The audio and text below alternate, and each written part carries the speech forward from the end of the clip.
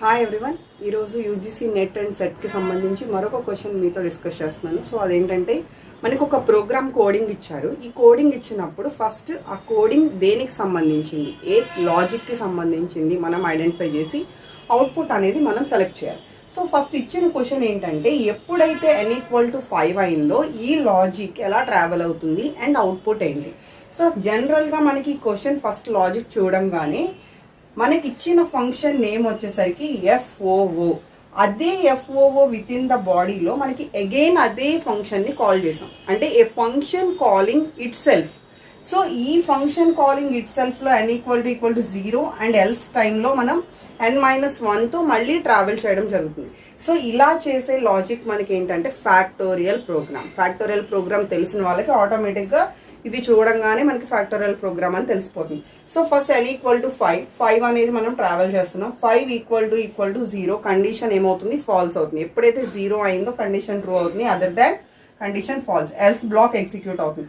5 into FO of 5 - 1 4. So already 5 into మళ్ళీ again 4తో travel అవుతుంది, n=4 అవుతుంది. 4=0 కండిషన్ ఫాల్స్ అవుతుంది. Again 4 into FO of 4 - 1, that is 3. So 4 into again FO of 3. Again condition travel అవుతుంది. 3 into FO of 2. Again 3 into. Next again 2 into FO of 1. Again 2 into.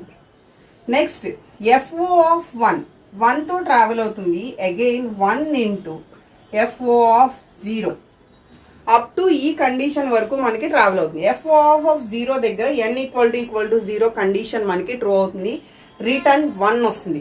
ఆ return 1 ఎక్కడికి వస్తుంది, దీని calling statement ఎక్కడ, ఇక్కడ. So ఇది 1 into 1. Next ఈ 1 అనేది ఎక్కడికి వస్తుంది, F of 1 దగ్గరకు వస్తుంది. That is 2 into 1.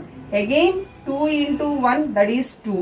ఈ 2 అనేది దేని క్యాలిక్యులేషన్, FO of 2 యొక్క calculation, that is 3 into 2. Final ga 5 into 4 into 3 into 2 into 1, the final output is 120.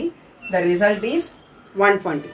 So ఇక్కడ వాడు సింపుల్ గా అడిగింది ఏంటి, 5 ఫ్యాక్టోరియల్ క్యాలిక్యులేట్ చేస్తే మనకు వచ్చే రిజల్ట్ 120. బట్ ఇలా ఇచ్చినప్పుడు డైరెక్ట్ గా మీరు ఫ్యాక్టోరియల్ క్యాలిక్యులేట్ చేసి అవుట్పుట్ సెలెక్ట్ చేయొద్దు.